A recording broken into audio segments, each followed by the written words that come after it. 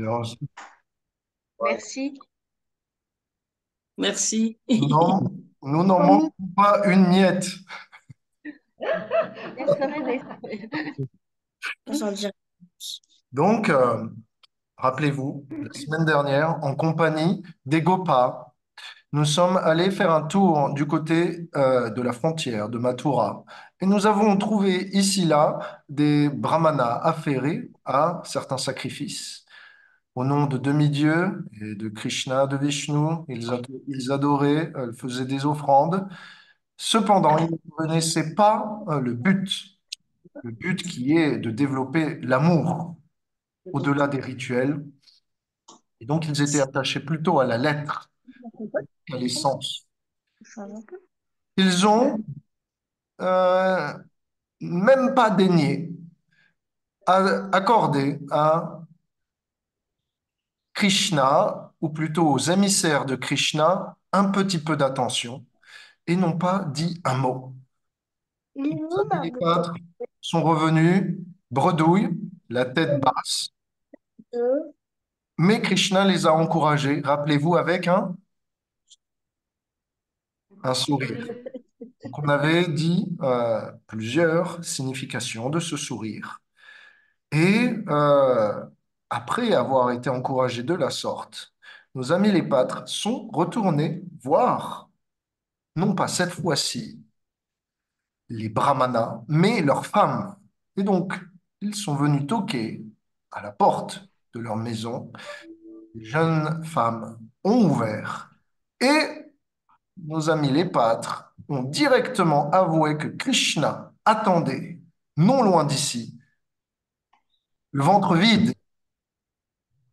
Les femmes se sont alors empressées d'accourir en tous sens pour se préparer physiquement, pour préparer de quoi manger pour Krishna, la vaisselle, la cuisine.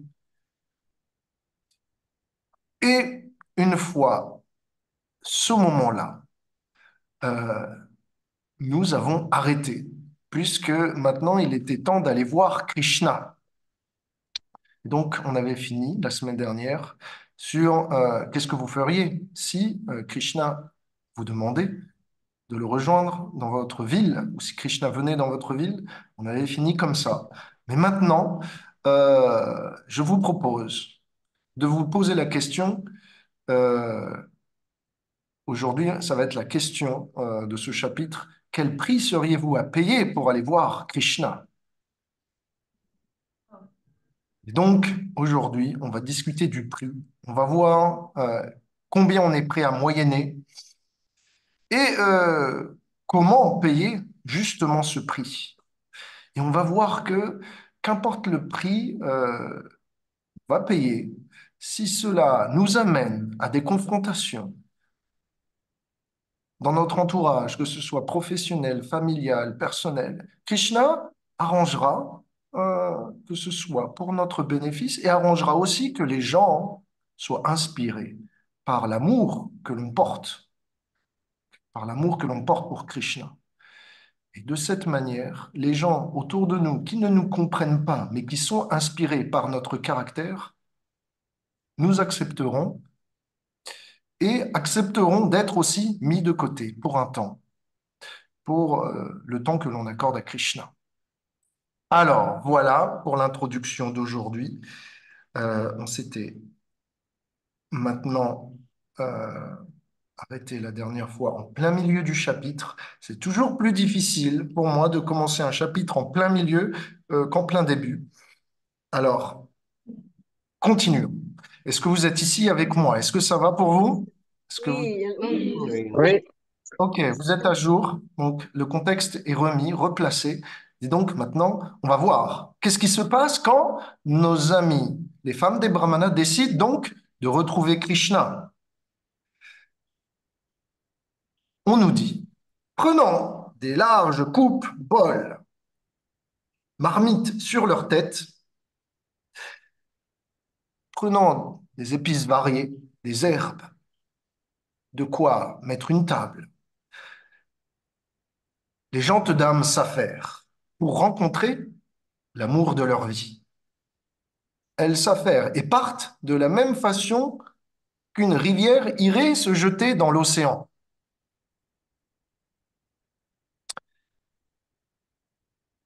Ayant cuisiné avec habileté des mets fins,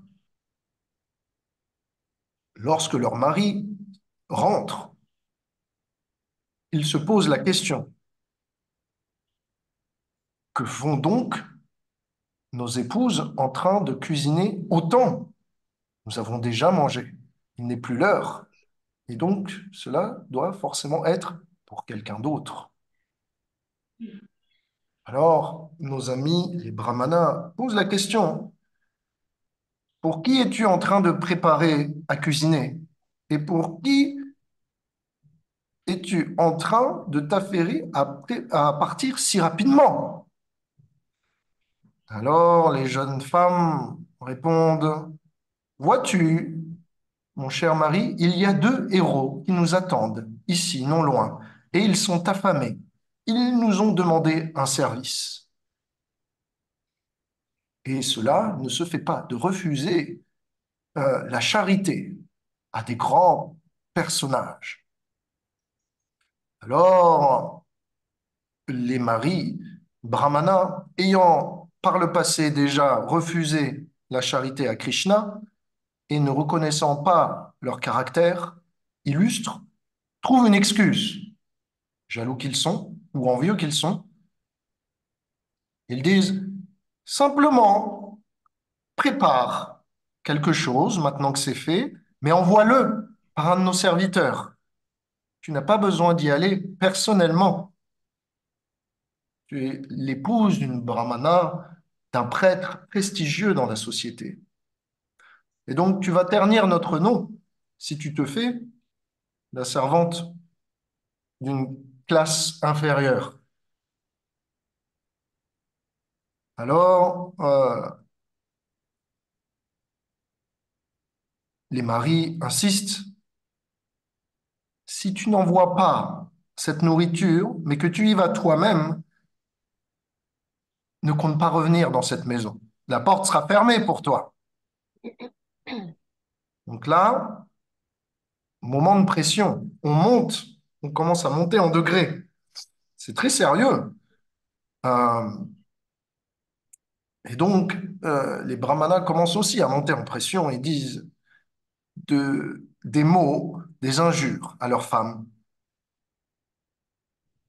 comme quoi elles seraient possédées, comme quoi elles seraient tombées malades, qu'elles auraient de la fièvre, comme quoi elles terniraient le nom de leur famille et de leur dynastie. Alors, ce n'est plus non seulement les maris qui viennent empêcher ces demoiselles de partir, mais c'est aussi leurs frères, leurs propres frères, et demi-frères, et cousins, et parents, et grands-parents. Tous viennent s'y mettre. Cela fait tellement de bruit que les voisins commencent à rentrer dans la maison. Et finalement, c'est tout le village qui commence à les empêcher. Que décide de faire, que décident de faire euh, les femmes des brahmanas? Le Bhagavatam nous dit, bien que leurs maris, frères, fils et autres membres de la société les en ont empêchés, leur attraction pour Krishna, qu'elles avaient cultivée par une écoute attentive de ses qualités, n'avait pas pu être ternie. Alors, comme la rivière Yamuna se jette dans l'océan, ces jeunes femmes se sont jetées dans les bras de Krishna. Elles sont allées le retrouver, portant toute leur vaisselle sur leur tête et marchant. Certaines dans le lot, on verra plus tard, ont été retenues contre leur gré. Certaines ont été capturées, empêchées physiquement.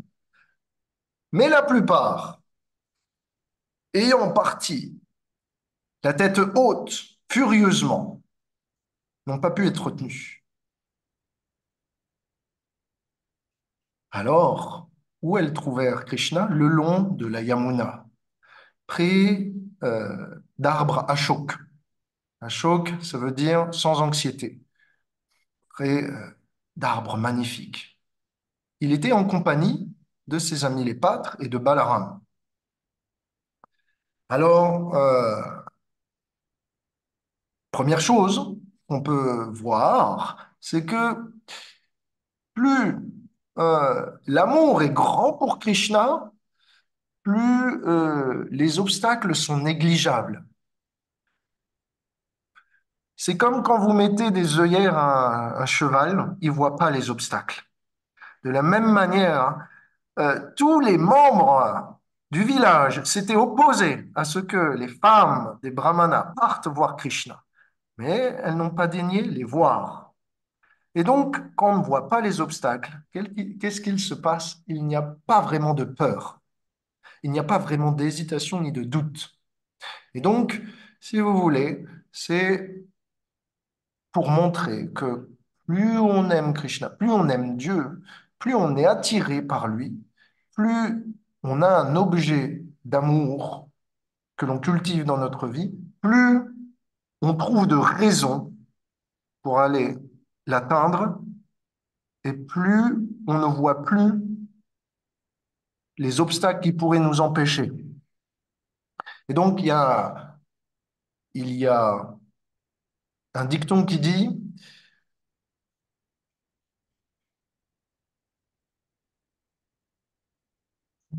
quand on veut, on peut. Et naturellement, quand on veut, on trouve un moyen. Et donc, euh, pour nous, c'est une façon aussi considérer, de considérer que si on veut euh, faire de nos soucis, de la vie de tous les jours, simplement des futilités, les réduire à des futilités, il faut cultiver cet amour de Krishna. Et plus l'amour de Krishna est grand, plus les soucis du quotidien deviennent minimes. Maintenant, aussi, quelque chose que je veux noter, c'est que euh, pourquoi les gopis, on pourrait dire, c'est répréhensible de chasser son mari et sa famille au profit de Dieu. On pourrait dire que même euh, Dieu ne devrait pas attirer autant les âmes à lui. Mais en réalité, pour être mari dans ce monde, il faut bien se dire qu'il faut être capable de maintenir femmes, enfants, de leur donner sécurité, richesse, confort émotionnel. Mais en réalité, nous ne pouvons le faire que parce que Krishna nous a donné l'habilité, que parce que nous avons obtenu le karma, entre guillemets, donc la qualification, les réactions pour avoir la force, l'intelligence, etc. Et donc nous sommes limités. En réalité, nous sommes dépendants de bien des facteurs pour pouvoir maintenir nos dépendants. Et donc, les gopis, ici les femmes des brahmanas, ayant bien compris cette situation, ont disqualifié leur mari pour pouvoir prendre soin d'eux et se sont plutôt remis en la protection de Krishna. Cela veut dire quoi? Cela veut dire que si on doit vraiment comprendre qu'il y a un mari, euh, c'est bien Krishna. C'est lui seul qui est capable de pouvoir pénétrer toutes les difficultés de notre vie, les arranger pour que l'on puisse les dépasser. Et donc, les gopis ayant bien compris euh, cette conception, ont décidé eh bien, de négliger leur environnement familial et de retrouver Krishna, le vrai mari. Alors, petit aparté, je ne suis pas en train de faire la promotion de, de la séparation des couples, hein, on est d'accord, mais pas, hein, je ne suis pas là pour plébisciter le célibat, non loin de là.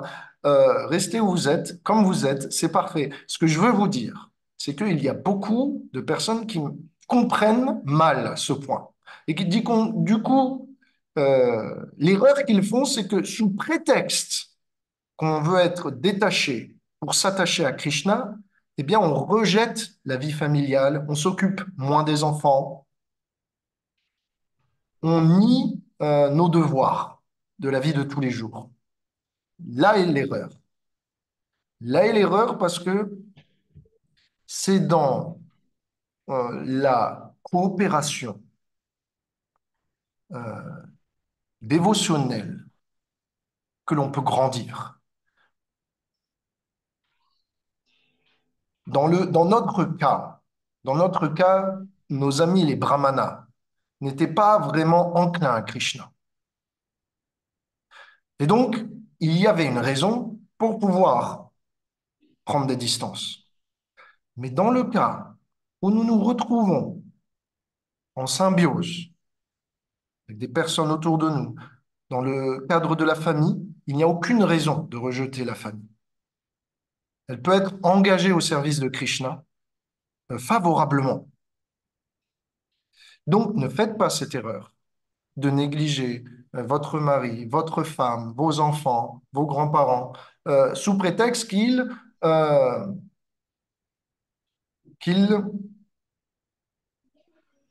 représentent des sources de distraction. Vous pouvez arranger et faire en sorte que votre famille devienne eh bien, une base sur laquelle développer une coopération soudée avec Krishna au centre.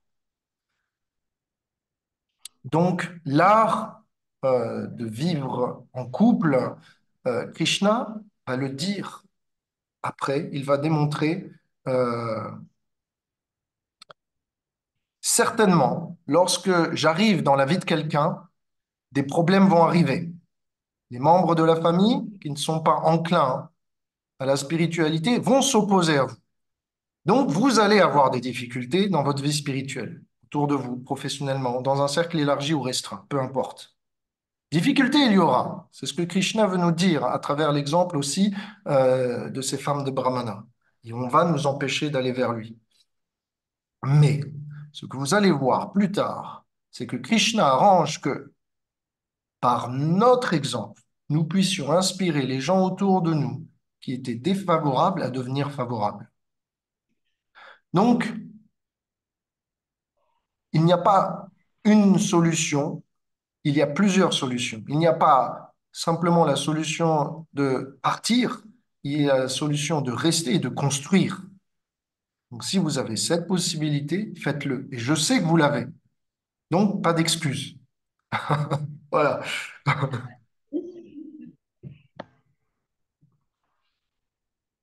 Euh, donc, voilà. Maintenant, ça c'est réglé. Aussi, une chose que je viens de dire, c'est que ces femmes avaient développé un amour extensif pour Krishna avant même de l'avoir rencontré. Donc il n'est pas nécessaire de voir Dieu pour l'aimer. En réalité, dans cet âge, c'est le son qui sert à voir Dieu. Euh, Krishna est vu à travers les oreilles. Donc, dans la spiritualité, les prières, la vibration, les mantras servent d'oreille, servent, pardon, d'œil. Le son permet à nos oreilles de voir Krishna. Le son permet à nos oreilles de l'apprécier. Plus on entend ses gloires, plus on entend ses activités, plus on entend la description de sa forme, plus on entend son nom, plus naturellement notre conception de Krishna va s'affiner. Et donc, on va être capable de le voir dans l'œil du mental. Donc, à travers le son, on est capable d'avoir une meilleure perception que si Krishna était même devant nous maintenant. Quand Krishna est venu sur Terre, rappelez-vous, beaucoup l'ont vu, mais beaucoup ne l'ont pas accepté comme Dieu, ou ne l'ont pas vu avec amour. Mais quand on écoute les propos qui ont trait à Krishna, Si ces propos sont chargés d'amour, naturellement cet amour va venir se loger au creux de l'oreille et descendre dans nos cœurs et infuser notre cœur de cet amour. Et donc on va être capable de percevoir Krishna avec de l'amour. Et de cette manière, on va être capable de le percevoir sous de multiples angles, avec plus de qualité. Sans cet amour, vous pouvez regarder Krishna, mais il ne va pas vous attirer. Vous n'allez même pas pouvoir peut-être même le reconnaître. Donc le secret dans la vie spirituelle, c'est que plus chercher à voir Krishna, il faut chercher, eh bien, à développer une attraction pour Krishna à travers son écoute, à travers le chant. De cette manière, on sera capable, eh bien, de voir Krishna sous bien des manières. À travers le son, je vous dis, les oreilles servent d'œil. Pardon, oui, servent d'œil. À travers le son, nos oreilles peuvent voir Krishna. Et à travers euh, le son, on est capable aussi, eh bien, de faire parler les yeux. Ce que je vois, je le dis. Ce que je dis rentre dans l'oreille et l'autre peut le percevoir. Donc, à travers le son, nos yeux servent de bouche et à travers le son, nos oreilles servent d'œil. Tout ça, ça veut dire quoi? Ça veut dire qu'à travers le son, on est capable, même si Krishna n'est pas présent, de le percevoir et de commencer à l'aimer. Et donc, apprécier Krishna à travers le son est beaucoup plus puissant qu'à travers les yeux. Parce que quand quelqu'un nous parle de Krishna, il le fait d'une manière avec un angle différent, avec un amour et une perception différente. Krishna est infini, alors on peut le voir de bien des manières. On peut percevoir des qualités que d'autres ne verront, que d'autres verront et que nous ne verrons pas. Donc ça veut dire quoi? Ça veut dire que plus j'écoute de Krishna, plus je suis capable de me munir de paires d'œil, plus je suis capable de le voir sous des angles différents. Et plus je suis capable de voir Krishna sous des angles différents, plus je suis capable d'étoffer ma vision de lui et de l'apprécier et de l'aimer encore plus. Et donc,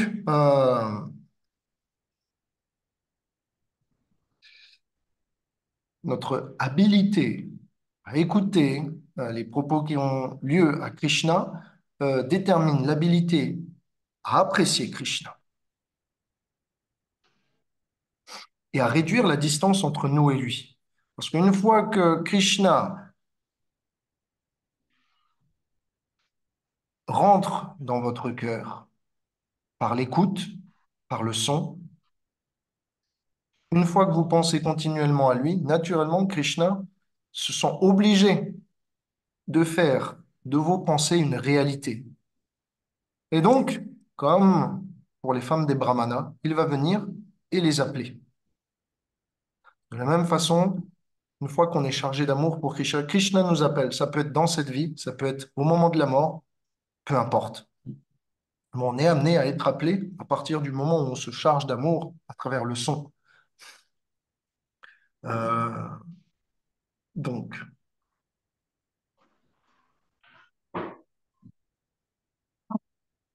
et puis, une troisième leçon. Je peux vous poser une question. Euh, c'est une question qu'on peut répondre sous de multiples angles. Alors, je vous laisse la parole.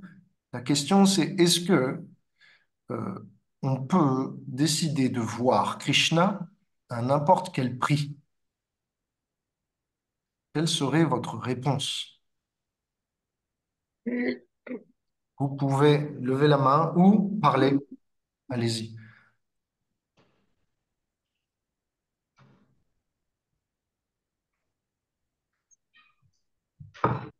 Moi, je pense Voir que c'est Krishna Krishna à qui décide, n'importe hein. quel prix.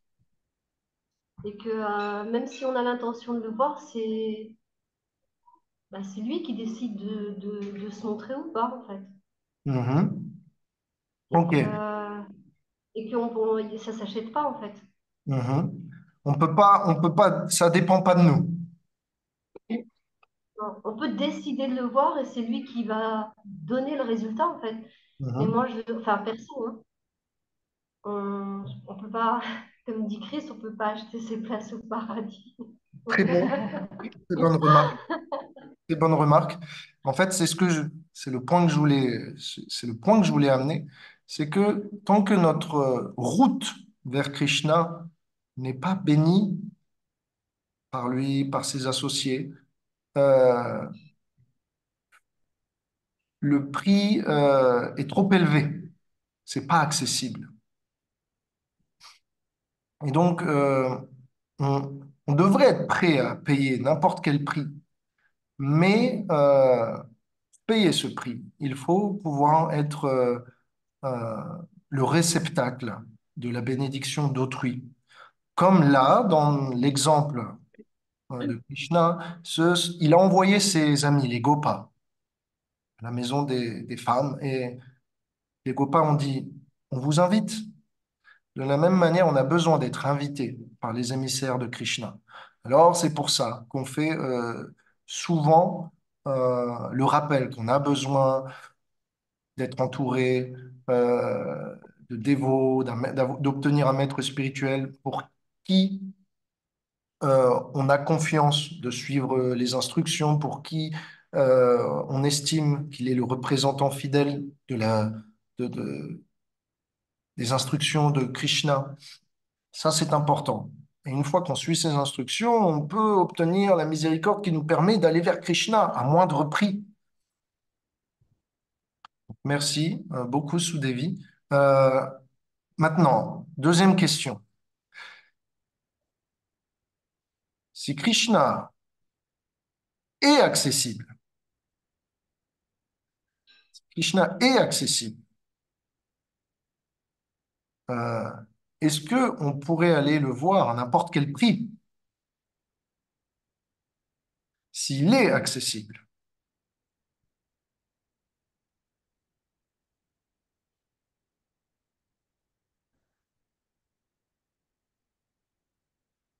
Moi, je dirais que ça dépend aussi de son bon vouloir. C'est-à-dire,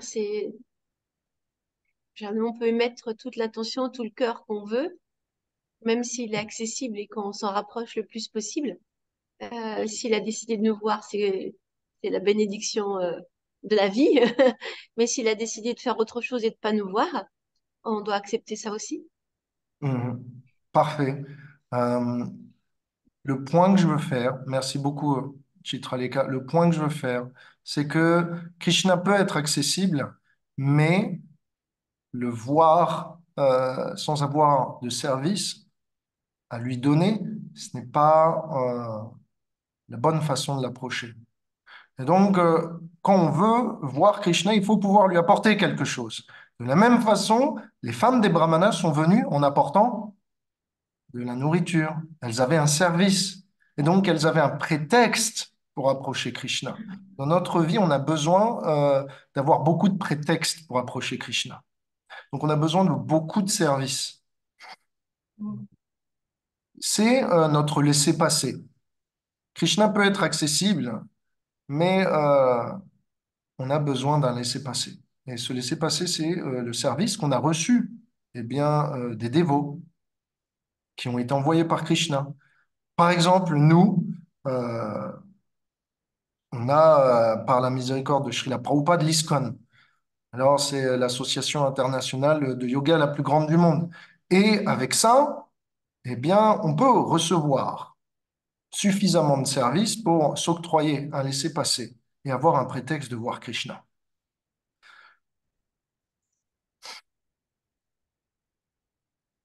L'idée que je veux vous montrer, c'est que l'exemple de nos amis, les femmes des brahmanas, ne sont jamais allées voir Krishna, bien qu'elles en avaient l'envie, avant qu'on leur demande, avant qu'elles aient la permission et avant qu'elles aient un service qui leur soit donné. Bien que elles soient par le passé mortifiées de séparation.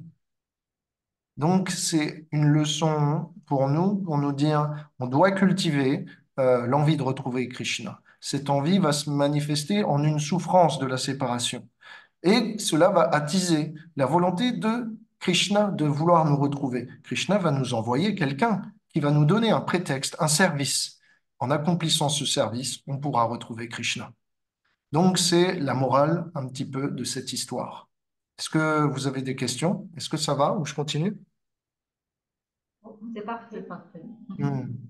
Ok, donc voilà. Obtenir la vision de Krishna à n'importe quel prix, euh, oui, mais cela doit se faire si on a un service, et si on a reçu l'autorisation aussi, ou plutôt les bénédictions. De cette manière, on sera capable de voir Krishna avec amour. De cette manière, on sera capable de lui plaire. Et la perfection, finalement, c'est de rendre un service qui plaît à Krishna. Imaginez-vous, c'est rare d'entendre la voix de Dieu.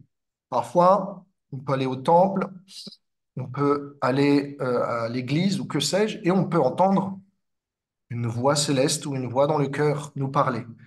C'est un phénomène très rare. On peut déjà se sentir béni. Parfois, Dieu ne fait pas que nous parler. Dieu peut aussi se manifester dans notre mental, devant nous. Ceux-là sont encore plus bénis. Mais pour nous, qui sommes dans une attitude de service, voir Dieu, entendre Dieu n'est pas suffisant. Ce qu'on veut, c'est pouvoir lui rendre un service personnel capable de lui faire plaisir et voir son sourire et la récompense de notre service. Donc, c'est la bénédiction qu'ont reçue les femmes des Brahmanas. Alors, qu'est-ce qu'elles voient? Sa complexion, sa carnation, sa couleur de peau est bleu-noir et habillé d'un habit doré. Il porte des plumes de paon avec un nœud. Il a noué ses cheveux. Il est couvert de différents minéraux. Parfois, vous voyez les murtis, les déités, elles sont décorées au-dessus des sourcils avec des arabesques, avec des points, avec parfois sur les joues des mandalas. Ici, Krishna, c'est pareil. Ses amis se sont amusés à le décorer. Il porte un tilak. Et il a décidé de mettre dans ses cheveux euh, et sur ses oreilles et autour de sa ceinture, eh bien, de nombreuses feuilles et fleurs. Il porte une guirlande aussi qui tombe jusqu'à ses pieds. Il est habillé comme un danseur dramatique sur scène. Et il reste accoudé sur l'épaule de son ami, en général Balaram. Et de l'autre main, il prend une fleur de lotus et s'amuse à tourner la tige. Il y avait euh, des fleurs de lys sur ses oreilles. Et certaines de ses boucles de cheveux venaient à tomber sur ses joues. Son sourire était pareil à un lotus. On nous décrit la consistance des femmes qui viennent de voir Krishna. Après toutes ces années où elles avaient médité, entendu parler de lui, où elles avaient cultivé cet amour, maintenant, voilà l'aboutissement de leur méditation, leur récompense. Rappelez-vous, elles arrivent, mais elles le voient et elles ont toujours un poids conséquent sur leur tête. Hein? Elles portent toujours des bols et des marmites. Donc elles sont toujours comme ça quand elles voient Krishna. Pour un temps long. Ces femmes de Brahmana ont entendu à propos de Krishna, ses gloires, qui venaient orner leurs oreilles constamment. Et maintenant, à travers leurs yeux, elles étaient capables de prendre Krishna dans le cœur et de l'embrasser pendant un long moment. Cela leur a permis, eh bien, d'effacer toute forme de peine et de souffrance due à la séparation dans le passé. Elles étaient maintenant comme des sages, ayant atteint la perfection. Et donc, on doit aussi, nous, eh bien, essayer de cultiver ce sentiment que dans notre vie, il manque quelque chose. Je vous pose la question, qu'est-ce qu'il doit manquer dans notre vie?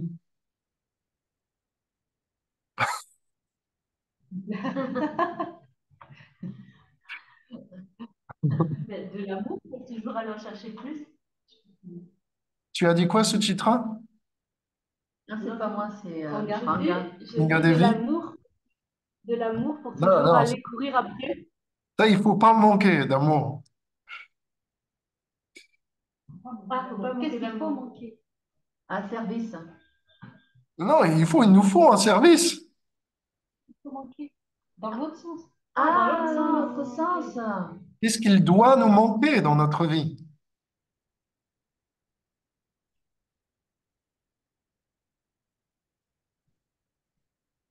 Présence. Ok, ok. Je vais vous répondre et ça va vous surprendre. Ce qui doit manquer par-dessus tout dans notre vie, je vais m'expliquer, hein, c'est Krishna. Ouais. Est-ce que vous m'avez compris ou pas? Oui, oui, vraiment. En fait, quand je disais l'amour, c'était vraiment ça, l'amour de Krishna. Ah, Courir un peu après, et je pense que ce chitra aussi, c'était le. C'est pas dit Krishna. On voulait le dire. Voilà. je ne dis pas qu'on doit manquer d'amour pour Krishna. Je dis qu'il faut que Krishna nous manque. Ouais. Et donc, Complètement. ce qu'il faut qu'il nous manque par-dessus tout dans notre vie, même quand on l'a, c'est Krishna. Et c'est le continuel sentiment que Radharani, la préférée de Krishna, éprouve. C'est ce que éprouvent continuellement les dévots les plus intimes de Krishna. Ils ont une telle anxiété d'appartenir à Krishna, d'être toujours auprès de lui, que même quand ils sont avec lui, ce n'est pas assez. Ils aiment tellement Krishna que Krishna a du mal à combler leur manque de lui, même quand il est présent. Et donc, suivant cette comparaison, dans notre vie, il faut qu'on puisse éprouver aussi euh, le besoin, par ce manque, de vouloir le retrouver. Et donc, ce manque-là va nous servir eh bien, d'énergie, d'enthousiasme, pour pouvoir toujours faire plus, de pouvoir faire l'effort supplémentaire, pour pouvoir combler cette distance que l'on estime entre nous et Krishna. Si on se sent suffisamment proche de Krishna, il n'y aura pas cet engouement supplémentaire. Et donc, la pratique de vie spirituelle veut que, bien qu'on soit heureux, il y ait toujours aussi quelque chose qui nous manque. On laisse toujours une marge pour grandir. On laisse toujours une marge pour aller vers l'autre.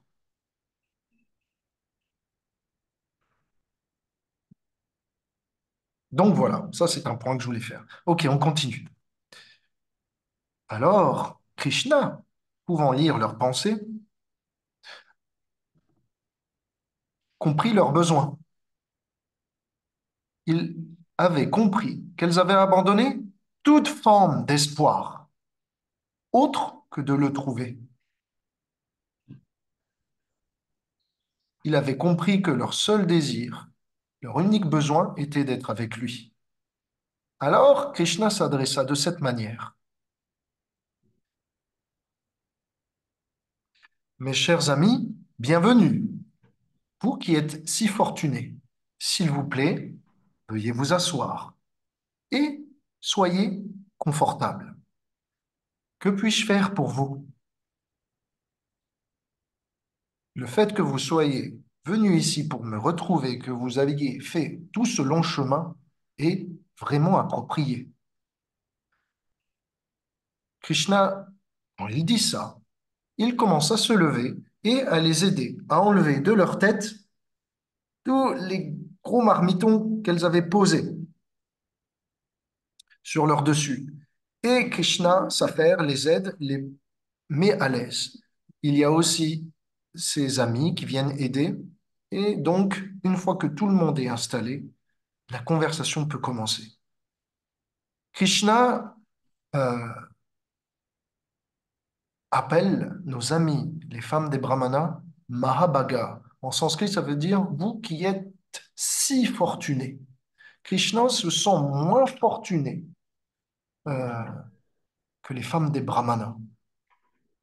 Pourquoi? Parce que les brahmanas ont tout, enfin, ces femmes-là ont donné tout à Krishna. Mais Krishna, lui, est sans cesse divisé dans le service à un nombre infini de personnes. Krishna doit appartenir à un nombre infini de personnes. Et Krishna doit aller d'un côté à l'autre, il doit sans cesse bouger pratiquement. Ce qui fait que Krishna se sent incapable de donner autant que ceux qui abandonnent tout pour lui. Certaines personnes sont prêtes à dénier leur famille, à dénier leur environnement, leur confort, mais Krishna ne peut pas dénier Mère Yashoda, parce que Mère Yashoda, il a aussi acheté. Krishna ne peut pas dénier Nanda Maharaj, parce que Nanda Maharaj a su capturer Krishna par son amour.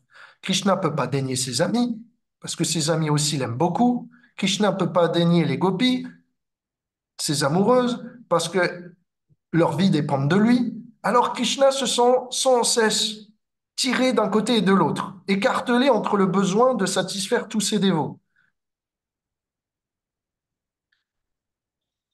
Et donc il se sent incapable de réciproquer à la hauteur de nous, qui pourtant sommes minimes en comparaison de lui.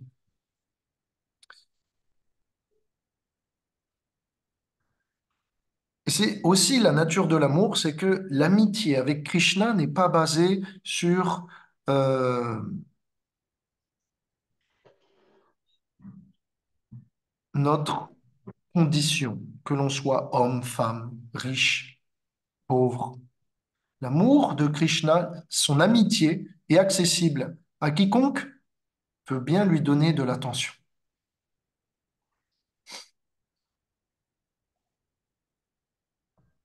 Alors Krishna leur dit, voilà, le prix, ma récompense, c'est que vous allez pouvoir bien, passer un peu de temps avec moi.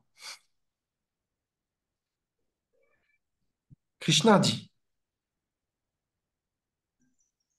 les personnes qui sont sages et expertes, qui sont capables de voir le véritable bénéfice qu'ils doivent achever, me rendent un service ininterrompu et désintéressé, puisque je suis ce qu'il y a de plus cher à l'âme.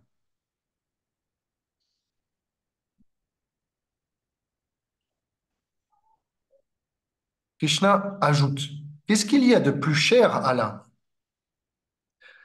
Quand un être repose tout son amour en moi, cet amour est véritable, parce qu'il est illimité. L'amour est illimité par nature. Mais quand un être repose son amour en quelqu'un d'autre que moi, alors cet amour devient faux. Pourquoi? Parce qu'il est naturellement encadré par des limitations et des barrières. Et un amour qui est limité est un amour qui est conditionné, qui ne peut pas être exprimé et qui doit forcément s'interrompre. Les personnes qui sont capables de me voir partout, en toute situation, elles seules peuvent demeurer heureuses et être complètement satisfaites. Par conséquent, je me fais ici, à présent, disponible à vos côtés et pour toujours dans votre cœur. Ça, c'est ce que Krishna dit dans le Gopal Champu de Jiva Goswami. Alors, petite leçon, c'est quand même intéressant de se dire pourquoi Krishna est en train de parler comme s'il était Dieu. Le but de toute âme sur terre qui existe dans l'univers est de me rendre service. C'est pas ce qu'il dirait naturellement à un ami ou plutôt à quelqu'un comme un membre de sa famille ou un habitant de Vrindavan. Là, Krishna montre qu'il est visiblement l'âme de toutes les âmes. Et donc, il met en avant eh bien, sa position de Dieu, ce qui crée une distance, ou plutôt une attitude de révérence, ou plutôt un sentiment de politesse envers celui qui écoute Krishna. Donc, pourquoi Krishna parle de lui comme s'il était Dieu, ce qu'il ne fait pas d'habitude avec les personnes qu'il aime? Krishna pense, bien que ces femmes ont un amour inégalé pour moi, si je satisfais leurs désirs maintenant, cela ne viendra pas à nourrir autant notre relation que si je reporte notre rencontre. Une manière pour moi de les dissuader de vouloir s'abandonner ici et maintenant et m'appartenir pour toujours et à quitter leur maison, c'est de montrer aussi que, étant Dieu, mes instructions et mes paroles ne peuvent pas être contredites. Et donc, Krishna les dissuade de cette manière euh, de faire de plus en intimes requêtes en montrant eh bien, sa position divine. C'est pour leur bien. Donc, la leçon, c'est que de voir Dieu n'est pas est une chose. Voir Dieu, c'est une chose. Pouvoir lui parler, c'est une chose. Pouvoir lui plaire, c'est une chose. Mais pouvoir voir Dieu, lui plaire et le servir sans que lui-même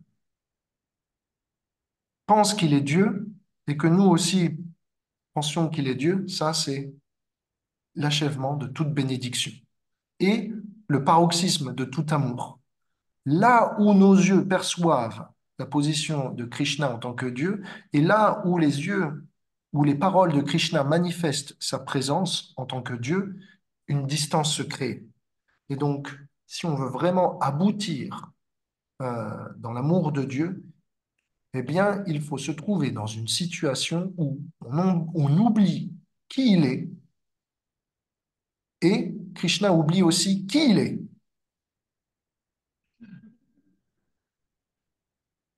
Alors, Krishna continue. C'est seulement par le contact de l'âme que le corps nous est cher et que tout ce qu'il y a autour du corps, la famille, les possessions, est cher aussi. Qu'est-ce qui est plus cher à soi que l'âme même? Et par extension, qu'est-ce qui est plus cher à l'âme que sa source, moi? Par conséquent,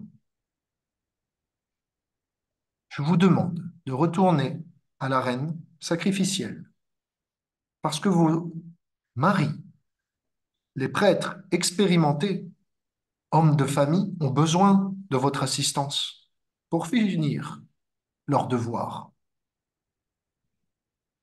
Retournez chez vous. Alors là, le test est venu. C'est-à-dire que nous, dans notre vie, le test, c'est de suivre les instructions de Krishna. On est d'accord? C'est le but de notre vie, c'est essayer voilà, de plaire à Krishna en suivant son bon vouloir. Mais il y a quelque chose d'encore plus sublime, c'est le test de savoir quand il faut désobéir les ordres de Krishna.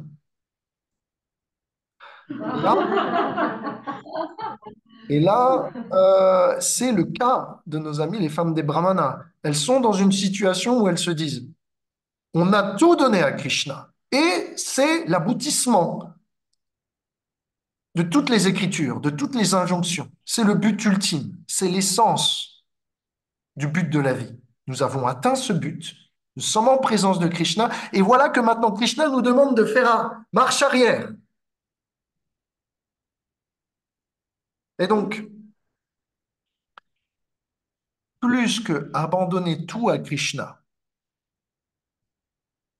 pour l'obtenir, ce qui est plus dur, c'est une fois qu'on l'a obtenu, de repartir.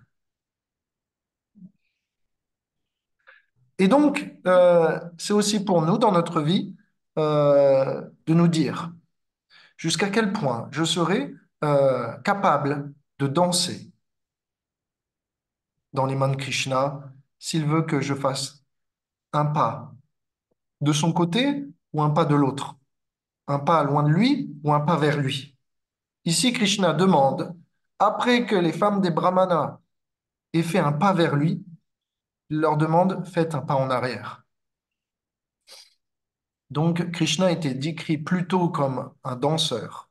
Et euh, un danseur est généralement euh, pas simplement seul, il a besoin aussi d'autres danseurs avec lui. Et donc, nous qui sommes ses serviteurs devons apprendre à suivre la danse de Krishna pour son plaisir. Et c'est lui qui mène la danse. Et donc, mes amis, voilà, jour après jour se tient une danse. Et jour après jour, vous devez suivre le rythme et le tempo. Donc, voici le test. Est-ce que je suis censé désobéir à Krishna ou est-ce que je suis censé l'obéir? Krishna va répondre. Alors, Krishna dit ça. Et maintenant, voici la réponse des brahmanas, des femmes des brahmanas. Elles disent, mon cher Krishna, tu parles de manière si cruelle. Plutôt que de satisfaire ta promesse, juste faite, plutôt de savoir qu'est-ce que nous voudrions, tu nous dis maintenant de partir et de t'abandonner. Tu as fait une promesse qui est toujours de réciproquer avec tes dévots.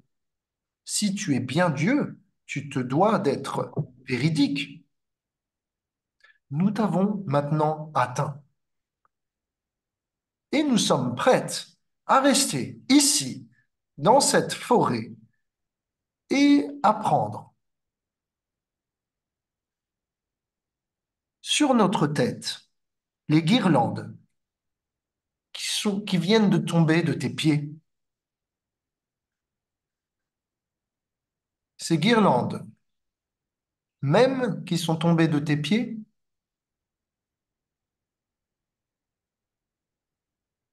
nous les adorons et considérons que lorsque tu venais à danser avec d'autres prétendantes, nommément les gopis, nous les respectons aussi et ne souhaitons pas entrer en compétition avec elles. Nous sommes leurs servantes et ton serviteur aussi.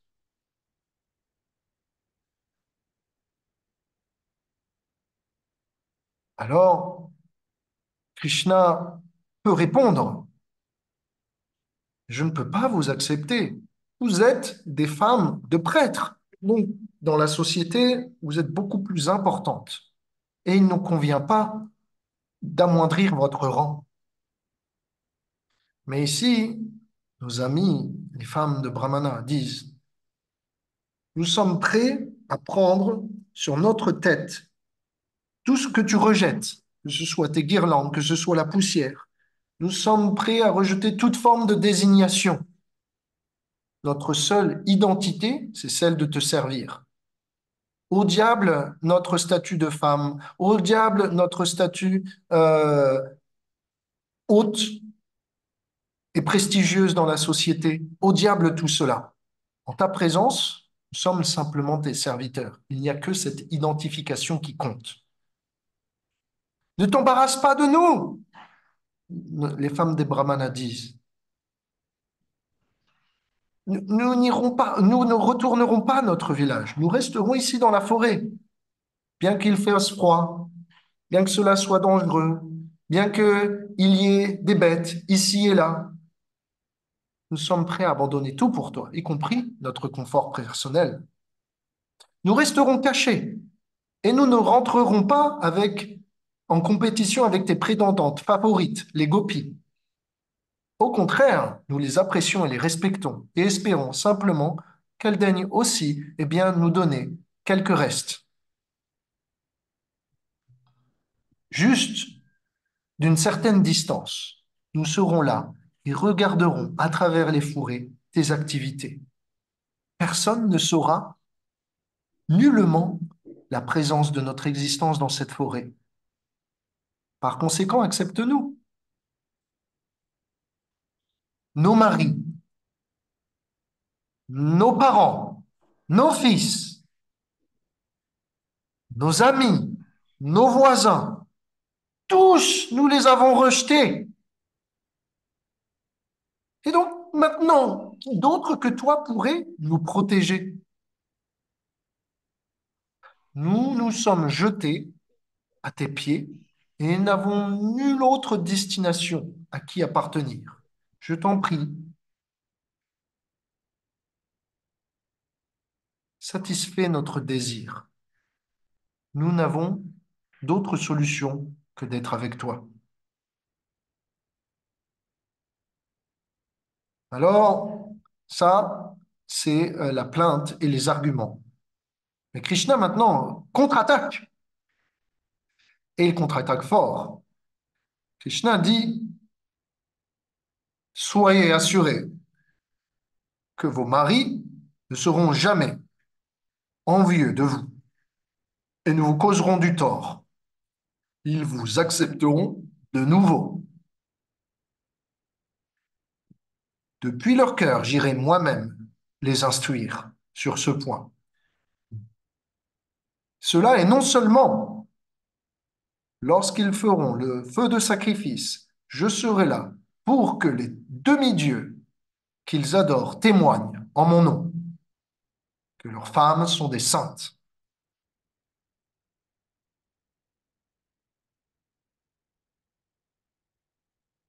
Krishna dit, si vous voulez réellement me faire plaisir, obéissez-moi.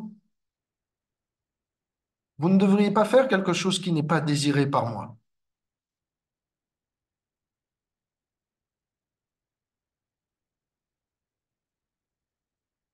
Pour vous, rester en ma présence à ce moment-là, il n'est pas possible. La situation est telle que si vous êtes avec moi, le monde nous regardera avec grande honte et notre réputation sera ternie.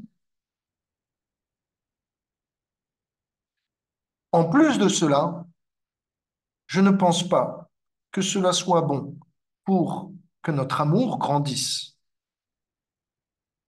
Plutôt, j'estime que nous n'aurons ni honte, ni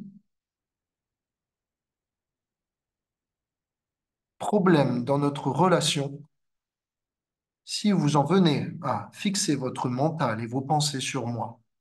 Je vous le garantis, bientôt, vous viendrez à me servir directement de nouveau.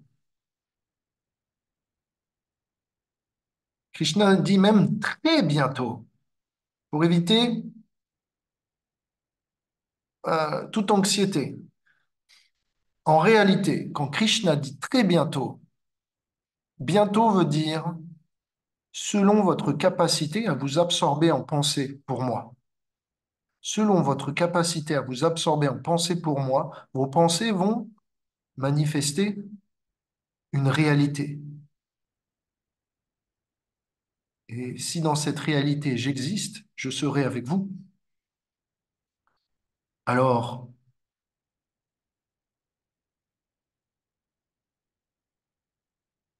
Krishna conclut, c'est en entendant à propos de moi, en voyant ma forme de déité, en méditant sur moi, en chantant mes saints noms, mes gloires, que l'on est capable de développer de l'amour pour moi.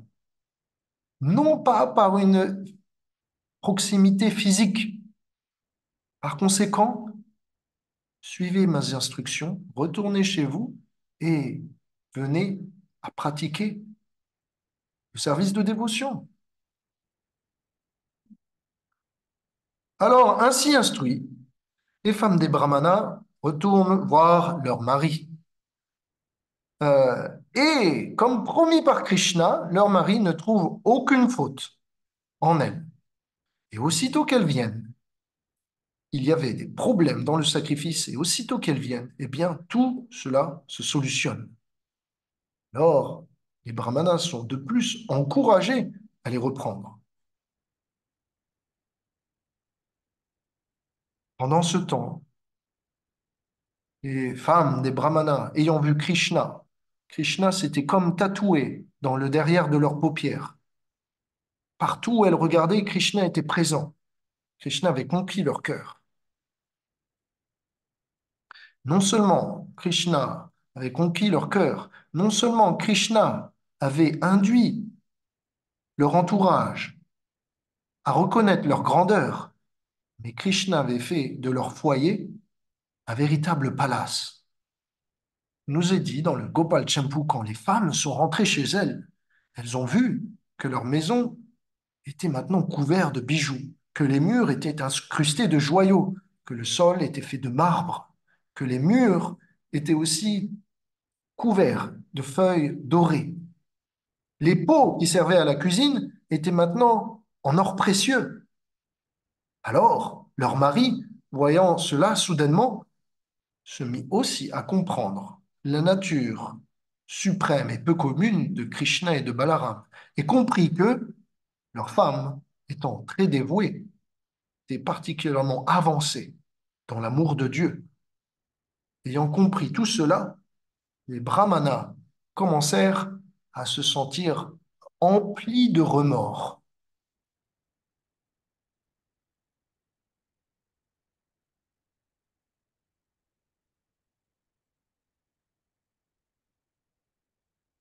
Pendant ce temps, nos amis, les pâtres, eh bien, mangeaient la cuisine préparée et offerte, amenée par les femmes des brahmanas. Ils ont commencé à partager tout cela entre eux.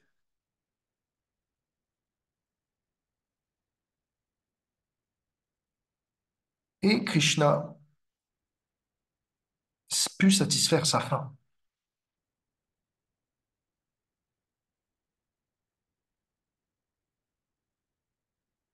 Le remords des brahmanas est ici compté de la manière suivante. Pauvres de nous, nous avons péché, nous avons dénié la requête du Seigneur en personne, qui nous a trompés en apparaissant comme un humain. Notre maison a été changée en palace. Les demi-dieux nous ont convaincus. Krishna nous inspire depuis le cœur. Nos femmes sont sans cesse en train de pleurer d'amour. Nous pouvons le voir. Nous avons commis une grande offense. Voyant que nos femmes étaient des saintes, Krishna a décidé de les amener jusqu'à lui.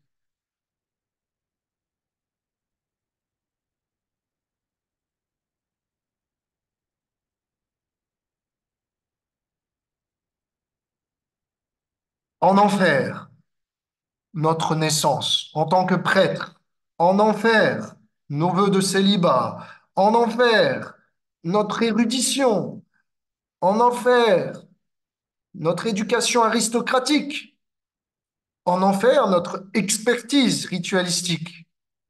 Tout cela est condamné parce que nous sommes incapables de reconnaître Dieu et sommes inimicaux envers lui.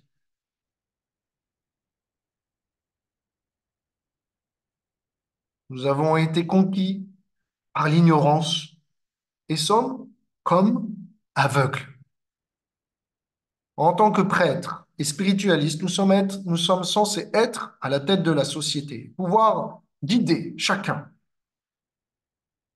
Mais nous ne sommes même pas capables de nous guider nous-mêmes.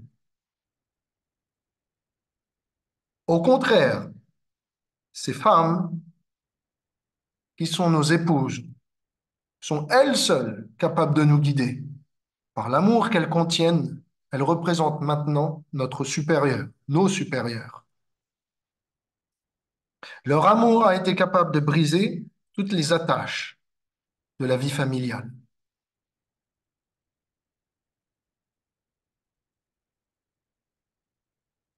Et donc, ce qu'il se passe, c'est que dans cette repentance, les brahmanas qui étaient avant fiers et jaloux sont maintenant humbles et respectueux.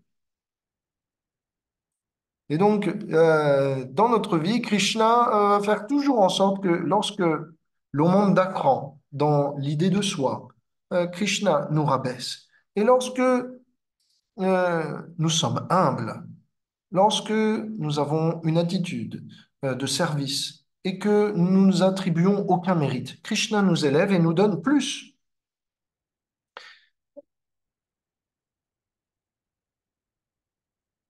Autre leçon, c'est que lorsque Krishna est au centre du couple, il n'y a plus d'inimitié, il n'y a plus euh, de jalousie. Chacun comprend euh, que le but et le raison de notre union est le bien supérieur de la réalisation spirituelle. Alors, comme l'âme, comme ce but est éternel, comme ce but est ultime, il n'y a aucune raison, à travers les années, eh bien, de s'en détacher. Il n'y a aucune raison, à travers les années, d'en être déprivé. La beauté du corps, l'âge arrive, la vieillesse vient détruire cette beauté. Et donc, si on base notre couple sur des choses superficielles, naturellement, cela vient, eh bien, à créer des conflits, à être instable. Mais quiconque noue des relations de couple professionnelles, amicales, fraternelles, sur la base de la spiritualité, verra naturellement des liens solides et des liens désintéressés. Donc, c'est une leçon que l'on peut prendre ici, de voir que Krishna va arranger, qu'on ait des difficultés, mais Krishna va arranger des solutions aussi. Donc, pour un moment, Krishna va nous forcer de nous séparer, et à un autre moment, Krishna nous donnera l'opportunité de nous retrouver. Il faut juste être patient et juste accepter que ce qui nous a été donné peut nous être enlevé. Ce qui nous est enlevé va nous être retourné.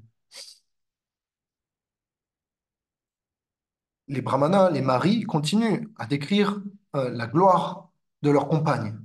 Regardez, ces femmes n'ont pas suivi aucun rite. Non, elles n'ont suivi aucun rite.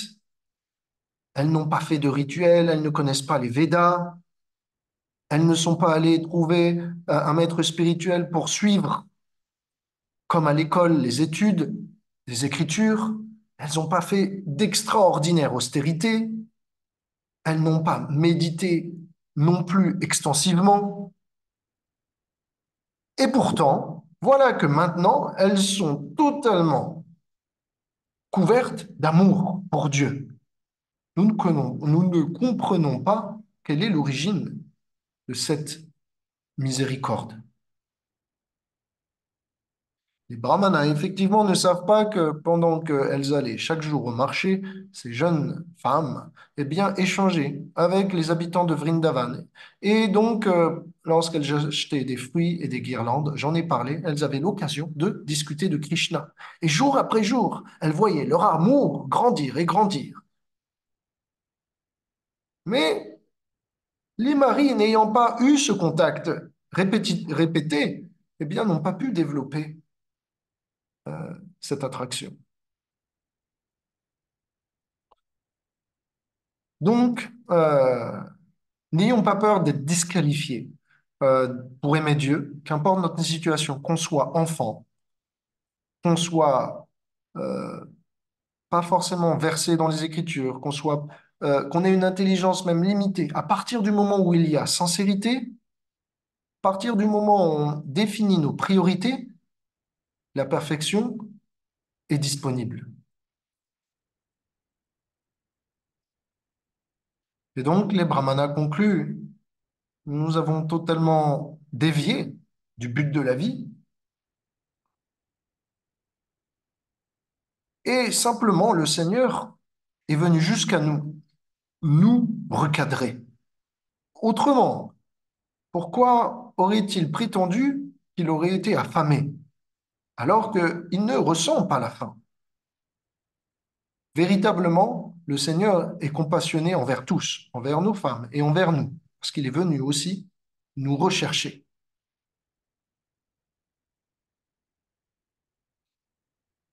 La déesse de la fortune, la compagne de Vishnu, espère toujours la compagnie de Krishna. Et elle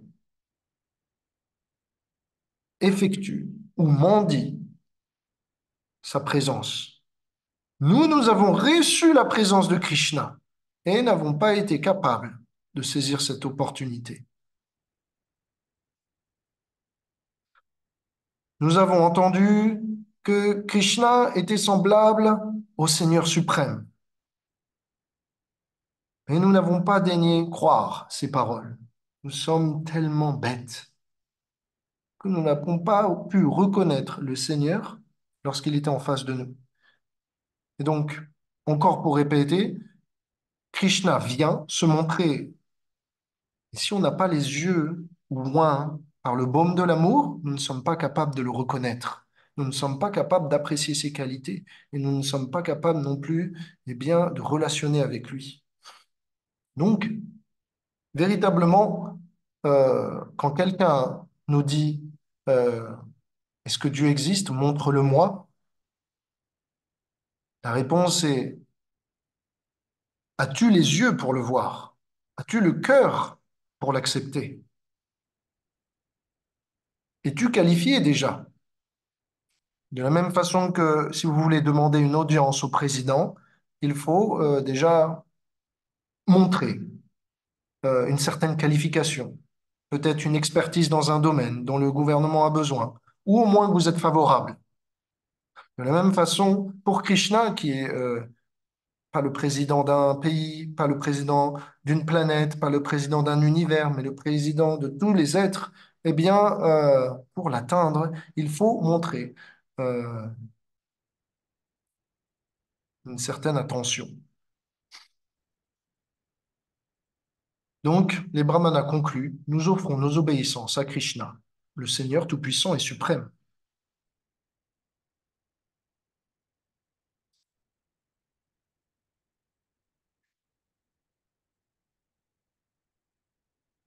Alors, ainsi, les brahmanas se repentent. Mais une chose va les différencier, par exemple de Kaliya. Kaliya, par le passé, avait repenti sa condition. Mais Kaliya s'était totalement abandonné à Krishna. En l'occurrence, nos amis les brahmanas, on nous dit, réfléchissant sur l'offense qu'ils avaient pu commettre à Krishna, ils étaient très désireux de le voir et de demander pardon, de s'associer avec lui et de lui rendre service. Seulement parce qu'ils étaient effrayés de ce que Kamsa dirait s'ils découvraient cela, ils n'ont jamais osé aller retrouver Krishna qui était non loin d'eux. Alors, c'est ce qui différencie les brahmanas, par exemple, de Kaliya. Les brahmanas avaient une peur de se voir infliger une souffrance. Kaliya, lui, avait déjà subi tant de souffrances. Il était prêt à faire n'importe quoi pour Krishna et avait accepté de partir de Vrindavan. En l'occurrence, les brahmanas étaient pratiquement invités à retourner à Vrindavan pour retrouver Krishna, mais eux, parce qu'ils avaient peur de souffrir, ne sont jamais venus le voir. Alors, notre, notre leçon pour aujourd'hui, c'est aussi de réduire la distance entre nous et Krishna à travers l'enthousiasme, la bravoure, la spontanéité. Plus il y a de peur entre nous et Krishna, plus il y a de distance. Et plus nous doutons de lui, plus Krishna doit faire un travail de fond. Et qu'est-ce que ça veut dire? Ça veut dire que plus nous avons peur, plus nous prenons du temps. Plus nous prenons du temps, plus Krishna doit trouver des moyens pour enlever nos doutes et nos peurs. Et parfois, cela peut se faire de manière forcée. Et quand ça se fait de manière forcée, c'est jamais appréciable, c'est pas délicat, n'est-ce pas? Donc, dans l'idée, plutôt que de se faire voir enlever nos peurs de manière forcée, apprenons à les délaisser nous-mêmes. Si Krishna le fait, cela va être difficile. Il va y avoir des turbulences. Il va y avoir euh, eh bien, une dose en extra. Cette dose en extra, on peut l'éviter si on accepte eh bien, l'inconnu dans lequel se trouve Krishna. Krishna est un inconnu dans l'équation. Et le résultat de cette équation est pour notre bénéfice. Malheureusement, si on cherche à remplacer cet inconnu qu'est Krishna avec d'autres valeurs qui, elles, sont connues, l'équation n'est plus à notre bénéfice. Elle est en négatif. Donc, en mathématiques spirituelles, un inconnu est toujours bon dans l'équation. Parce qu'un inconnu nous permet toujours de laisser la porte ouverte à Krishna. Si vous voulez un parcours de santé, si vous voulez que votre relation à Krishna soit platonique, si vous voulez qu'elle soit mécanique, si vous voulez perdre le goût de l'aventure dans l'amour de Dieu, enlevez toutes les inconnues. Mais si vous voulez faire de votre vie spirituelle un challenge, peut-être, mais une vie de surprise, une vie d'aventure, de couleurs, de haut et de bas, une vie qui pulse, accepter l'inconnu qu'est Krishna. C'est la leçon que nous enseignent eh bien, les brahmanas ici, qui, incapables d'aller vers Krishna à cause de la peur, se sont privés de l'opportunité de trouver un être qui allait leur enlever toute peur. C'est dans l'amour de Dieu et dans l'acceptation de la peur que l'on peut enfin trouver la paix complète. Ce que je veux dire, c'est que lorsque Krishna est proche de nous, nous ne dépendons plus de lui.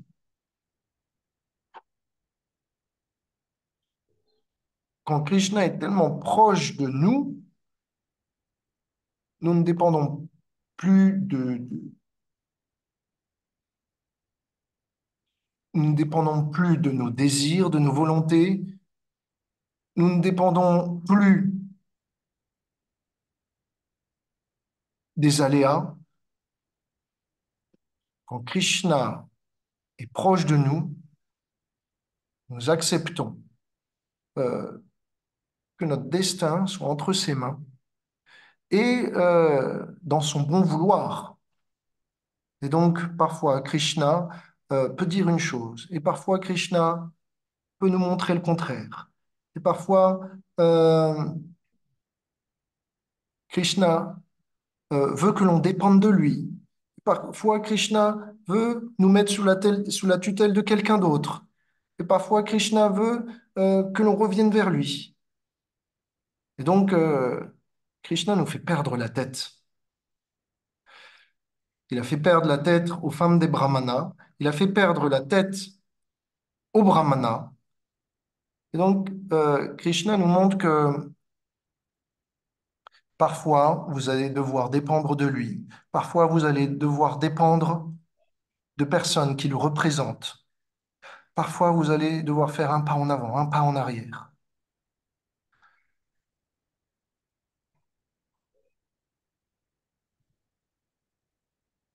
Mais toujours, mais toujours, pour son plaisir, on devrait agir. Et donc,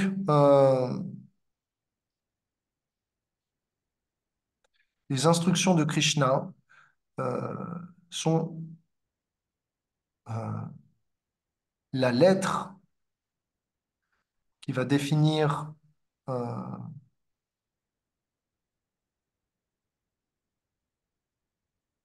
eh bien, notre code de vie. Et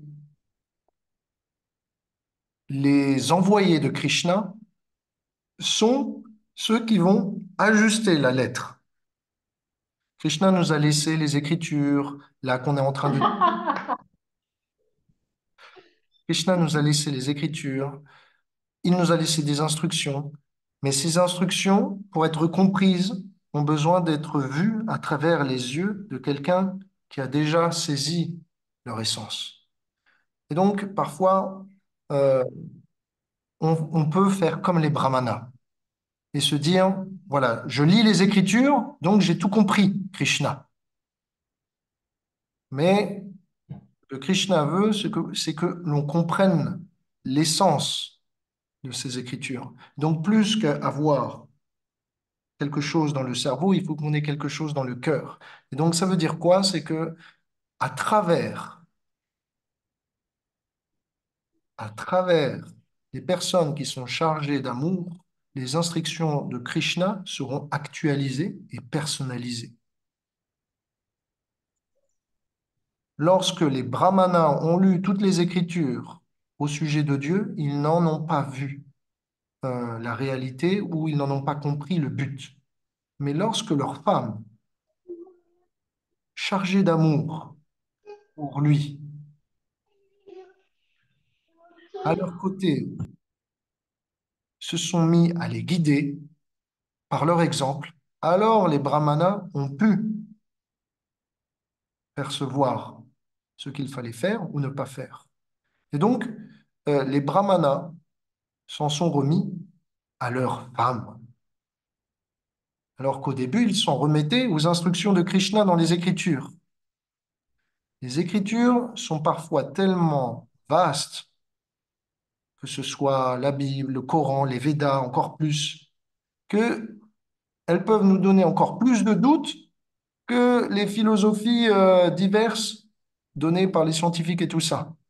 C'est tellement vaste qu'il y a des choses qui disent qu'il faut qu'on médite, plutôt qu'il faut qu'on fasse des rituels avec les feux de sacrifice. Parfois, on dit Shiva est Dieu, parfois on dit Durga est la déesse suprême, parfois on dit c'est Vishnu, non, en fait c'est Ramachandra, non, en fait c'est Krishna.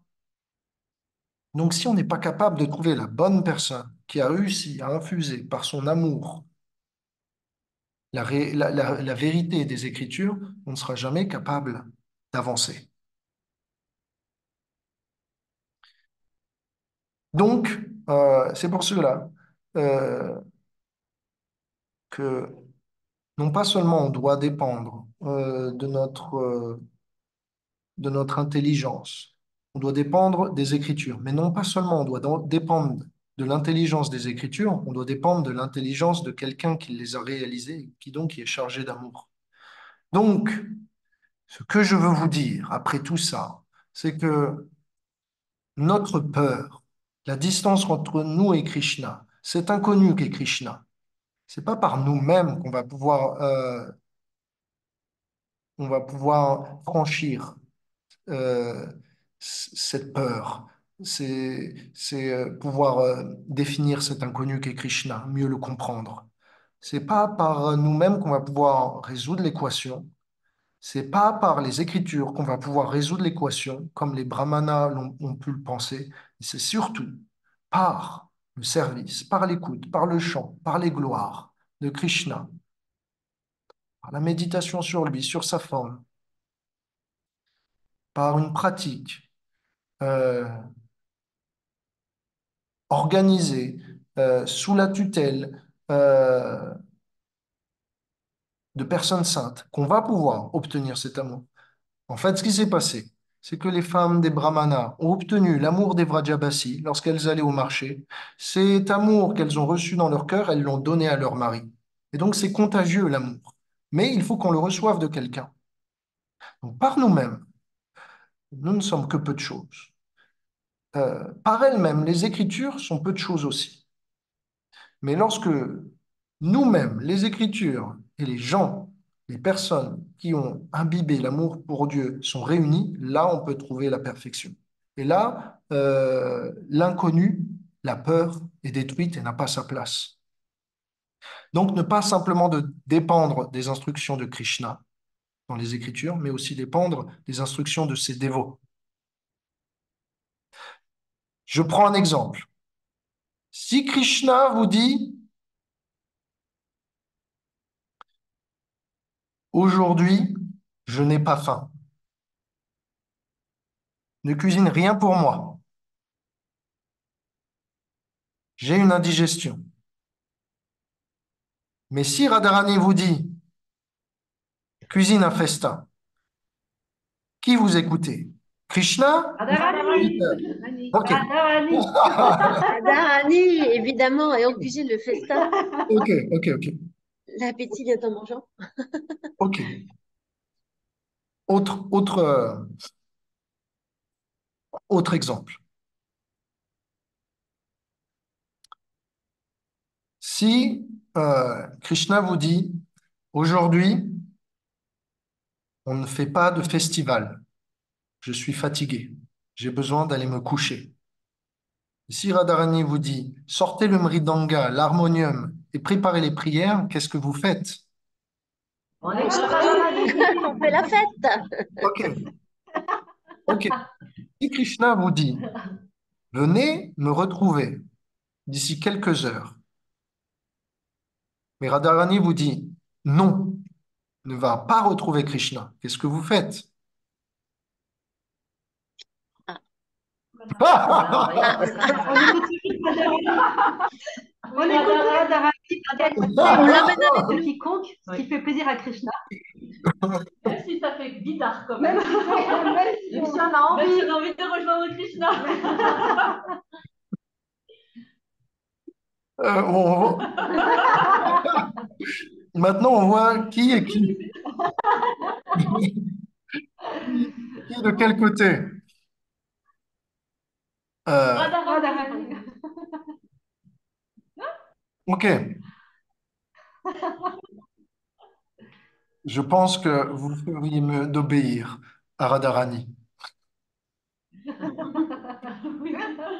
Donc, tous ces exemples banals sont quand même là pour illustrer que le serviteur proche de Krishna et intime peut savoir plus ce que Krishna a besoin que Krishna lui-même. Et donc, si Krishna vous dit quelque chose, eh bien, c'est pas forcément assuré, déjà qu'on le comprenne bien, et c'est pas assuré que ce soit la meilleure façon. Pour connaître véritablement comment servir Krishna dans toute situation, eh bien, il faut pouvoir être en compagnie de ses serviteurs intimes. Donc, voilà, ça c'est la leçon d'aujourd'hui, c'est que pour anéantir tout inconnu dans notre vie, nous avons besoin euh, d'une tutelle, d'une personne avancée spirituellement dans notre vie. Nous avons besoin aussi de connaître et de comprendre les instructions de Krishna, mais nous avons surtout besoin aussi de pratiquer. Ces trois langues ensemble, notre force intérieure, notre support extérieur, plus, eh bien, la manifestation écrite de Krishna sera capable de nous donner suffisamment d'appui pour ne pas douter, pour avoir suffisamment des informations pour, en toute situation, choisir le bon côté. Donc, on va finir.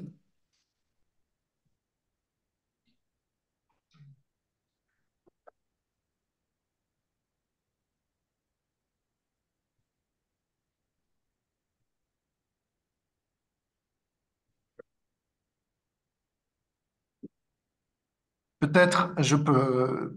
Il reste très peu de temps. Alors, je pense que on va commencer la semaine prochaine sur le chapitre de Govardhan et on va terminer là. Ce que je peux vous dire, c'est euh, qu'on a besoin de connaître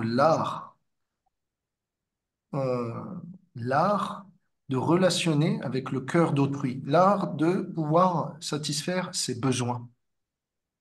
Ce- Krishna nous donne ce que l'on veut quand on a besoin. Mais Krishna nous donne aussi ce que l'on a besoin quand il veut.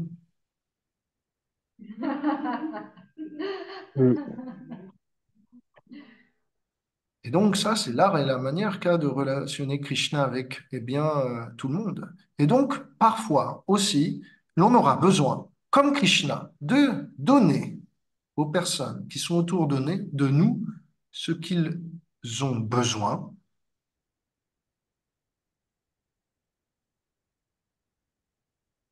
quand nous pouvons.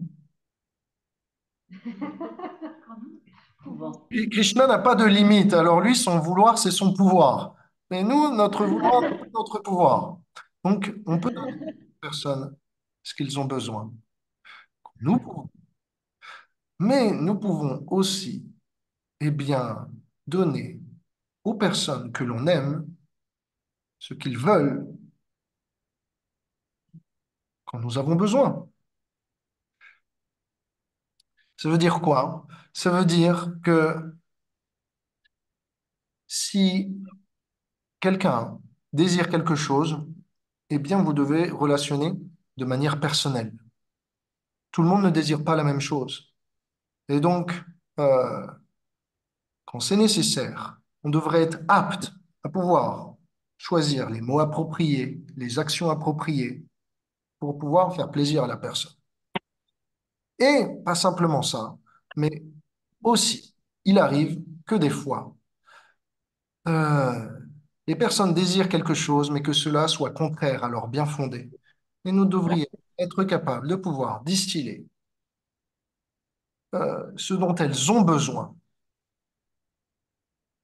avec ce qu'elles veulent, que cela passe en douceur, comme la pilule ou le médicament amer avec un peu de- de saveur orange. Vous savez, les bonbons pour la gorge, il y a toujours un petit goût orange. Donc voilà, avec un peu de sucre, le médicament passe toujours. Et donc, euh, et donc si l'on veut pouvoir correspondre avec Krishna, l'on doit aussi accepter qu'il en fasse de même avec nous et que parfois, il nous utilise, Oui. pas comme l'on veut, comme il a besoin. Et parfois, Krishna nous donnera ce que on veut aussi, mais quand nous avons besoin, ce sera peut-être pas tout de suite, ce sera peut-être plus tard.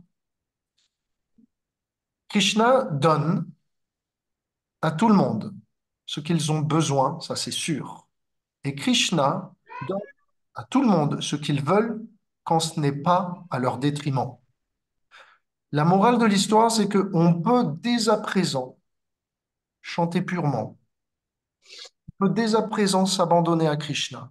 On peut dès à présent faire de Krishna notre objectif de vie principal et tenter sincèrement de le servir du mieux possible, avec l'objectif bien d'être totalement disponible pour lui, de s'oublier dans son service.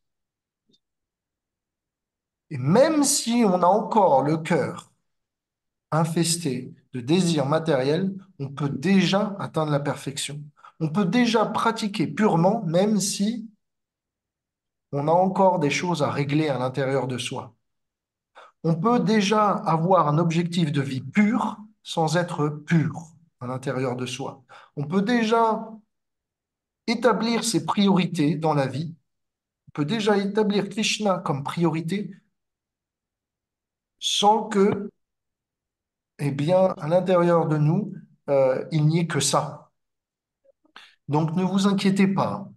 Si au jour d'aujourd'hui, on n'est pas comme euh, ces femmes de prêtres qui sont prêts à pousser tout pour en venir vers Krishna et être prêt à habiter dans la forêt, le froid, parmi les animaux, le brouillard et, euh, et la peur peut-être de se faire manger. Tout ça, peut-être qu'on n'est pas prêt à le faire. Mais ce peut être prêt à faire, c'est à dire, Krishna, s'il te plaît, dans ma vie, faites que progressivement je t'appartienne. Faites que tu organises ma vie de telle sorte à ce que, à la fin de celle-ci, je puisse t'atteindre, je puisse t'appartenir et je sois purifié. Peut-être que maintenant, je n'en suis pas capable, mais s'il te plaît, fais en sorte que je le sois dans le futur. Avec cette intention qui est pure, on est capable déjà de s'engager purement. Et Krishna peut nous donner ce dont on a besoin pour continuer. Il peut satisfaire nos besoins externes, si cela nous aide, eh bien, à continuer. Donc, c'est pas un problème euh, si on est encore imparfait euh, d'atteindre la perfection dans cette vie, c'est possible.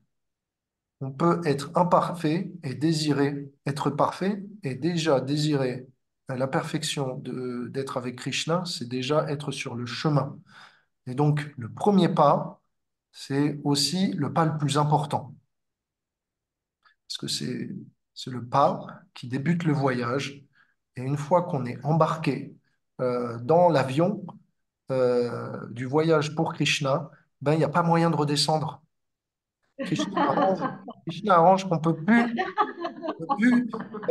redescendre. Donc, même si vous avez peur en avion, même s'il y a une tempête dans l'avion qui secoue, même si vous êtes assis à côté de quelqu'un qui sent des pieds, s'il vous plaît, s'il vous plaît, n'allez pas vers l'issue de secours et ne sautez pas de l'avion, d'accord? Une fois que vous êtes dans l'avion, restez assis, serrez les dents et attendez l'atterrissage. C'est tout ce que vous avez à faire. Le plus dur, c'était de monter dans l'avion. Le plus dur, c'était de payer le prix. Vous avez payé le prix, maintenant, simplement, attendez que le voyage se passe. Est-ce que ça va pour vous? Ah ouais, très très bien. Très bien. Oui, c'est une belle image. Ça nous parle bien. Donc, je parle des pieds qui puent parce que c'est quelque chose que j'ai vécu.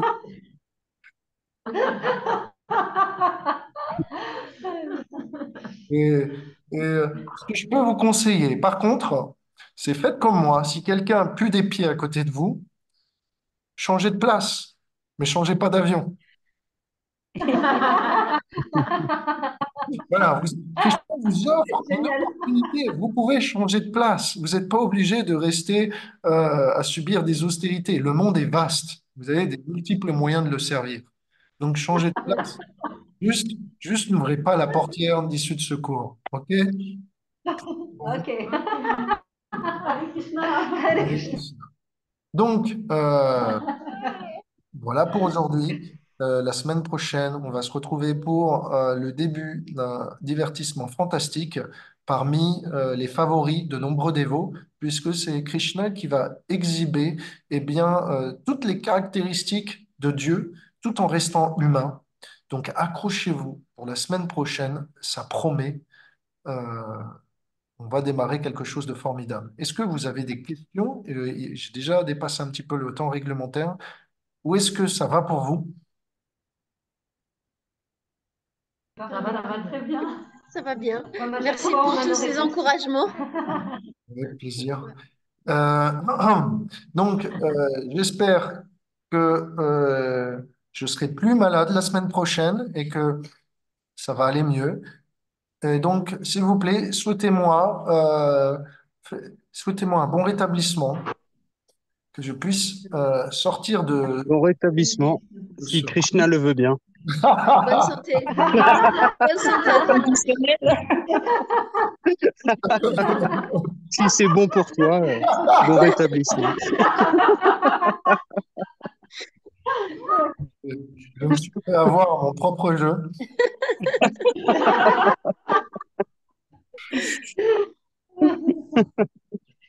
Je fais une... Donne-toi bien. Et mon cher Krishna, s'il te plaît, inspire toutes les personnes autour de nous qui ne peuvent pas comprendre nos choix à bien vouloir sympathiser et à être pacifiés. Mon cher Krishna, fais que notre vie de couple avec toi et dans ce monde soit toujours pour le bénéfice d'autrui et de ta personne. Engage-nous jour après jour et, comme tu l'as dit aux femmes des Brahmanas, viens nous retrouver très bientôt. Si vous êtes d'accord avec cette prière, vous pouvez lever les mains et dire Hare Krishna. Hare Hare Krishna. Krishna. Merci. Merci à tous. Je vous embrasse fort. Merci pour votre sourire. Merci pour votre patience. Et passez une merveilleuse semaine. Merci. À toi aussi, Merci à Révati. toi aussi, À tout le Révati. monde aussi. Voilà, bonne semaine à vous tous. Hari Bonne Hari. Bonne semaine. semaine à tous. Hare Krishna. Hare Krishna.